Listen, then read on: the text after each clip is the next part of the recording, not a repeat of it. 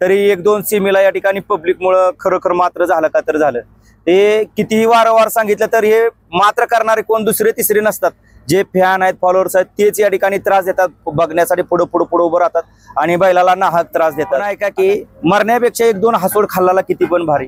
इतके अपघात झाले, जवळजवळ काल नाही म्हणलं तर एक 20 ते 30 जण या ठिकाणी दवाखान्यात नेऊन पोहोचवलेत। का? कारण या ठिकाणी आपण सहकार्य करत नाही, सारखं पुढे उभं राहता। मंडळी, जय जवान जय किसान। काल पेडगावचं हिंद केसरी मैदान पार पडलं आणि आज आदतचं हिंद केसरी मैदान आहे। अतिशय प्रयत्न केला प्रत्येकानं, प्रत्येकाची जीवाची बाजी लावून या ठिकाणी काम केलं, तरी पण पब्लिकमुळं अतिशय अडथळा निर्माण होऊ लागलेला होता। तर आपल्याबरोबर कमिटी आहेत किंवा झेंडापंच बुवा आहेत, आपण थोडंसं मोरेंशी बोलूया की बाबा आजच्या मैदानासाठी किंवा पब्लिकला काय आव्हान करताल म्हणून।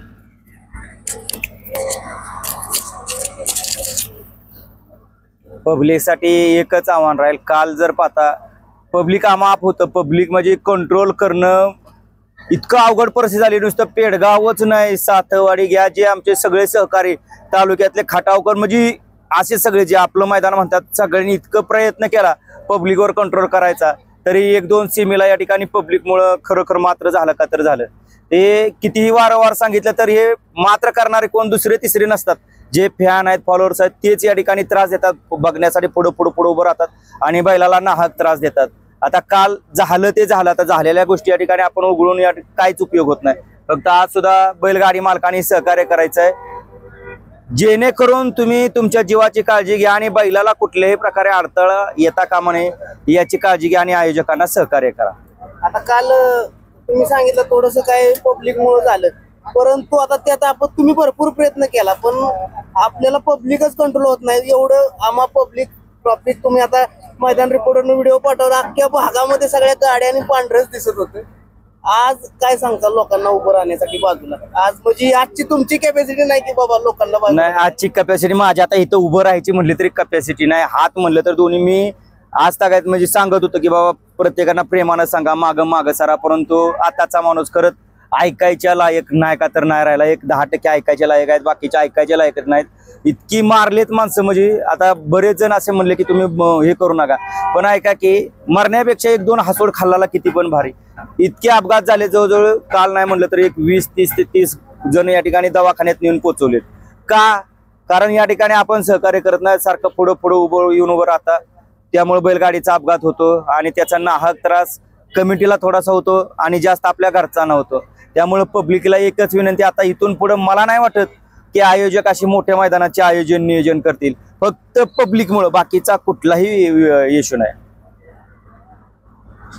मित्रांनो बघा, पब्लिकमुळे मैदान बंद पडू शकतात, म्हणजे तुम्हाला एवढ्या सुविधा आहेत, लाईव्ह आहे, तुम्ही बघू शकताय बाजूला, परंतु काल बघितलं मी बकासूरचा असेल किंवा मोठ्या बैलांचा गट म्हटलं तर पब्लिकचा गोळकाच पुढे येतोय आणि तुम्ही बैलावरती प्रेम करताय, तुम्हाला बैलाला बघायचंय, परंतु तुम्हीच त्याची गाडीला म्हणजे मार खाण्यास कारणीभूत पडताय। अतिशय बिकट परिस्थिती होती।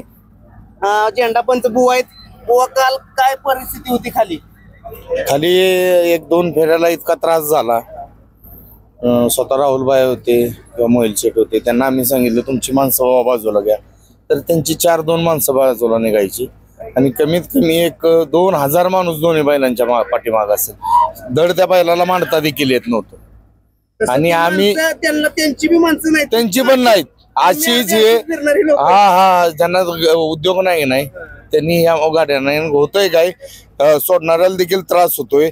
पट्टीवर 5-25 जणांचे पाय असतात। मी राहुलबाईंना जाऊन सांगितलं, पण ह्या दुसऱ्यांच्या पायामुळं तुमची गाडी लॉबीवर ही होईल, ऑब्जेक्शन येईल। तर त्यांचाही नाही इलाज होतोय, ते 8-10 लोक असतात, स्वयंसेवक असले तरी 10-20 स्वयंसेवक आणि कमीत कमी 2,000 त्या 2 गाड्यांच्या पाठीमागे पब्लिक होतं।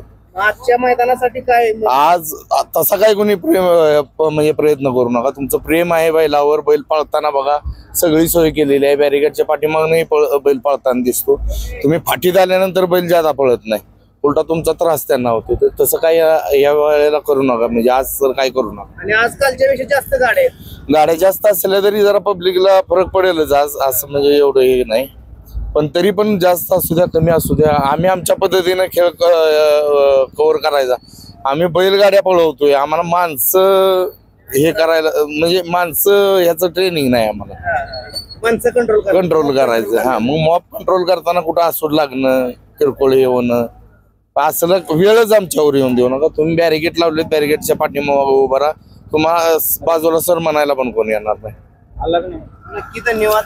आणि काल ट्रॉफिक संदर्भात काय किती 8-9 वाजले तरी ट्रॉफिक निघालं नव्हतं? संध्याकाळी जवळपास 9, 9:30 वाजल्या, 10 वाजल्या तरी ट्रॉफिक पूर्ण जाम होतं. आता पब्लिक एवढं होतं, आम्हाला फक्त गाड्या रस्त्याला होत्या, कोणी आडव्या लावल्या होत्या, कोण आडवा सरना, कोण बाजू, त्याच्यामुळं बरंच थोडं झालं होतं. आणि आमचं येणाऱ्या सर्व पब्लिकला एक म्हणजे आव्हान आहे की बाबा तुम्ही या मैदान जरूर बघा, परंतु गाड्या तरी आपल्या रस्त्याच्या एका बाजूला लावा किंवा साईडला पार्किंग आहे, भरपूर चारी बाजूने जागा आहे, त्या जागेवरती लावलं तर बरं पडेल. जरा कमिटीला सहकार्य करा. आता असं म्हणजे तुमच्याकडे आलेलं नाही अशी वाटतंय तुम्हाला? मला नाही वाटत पेडगावचं मैदान पुढच्या वर्षी घेताल म्हणून.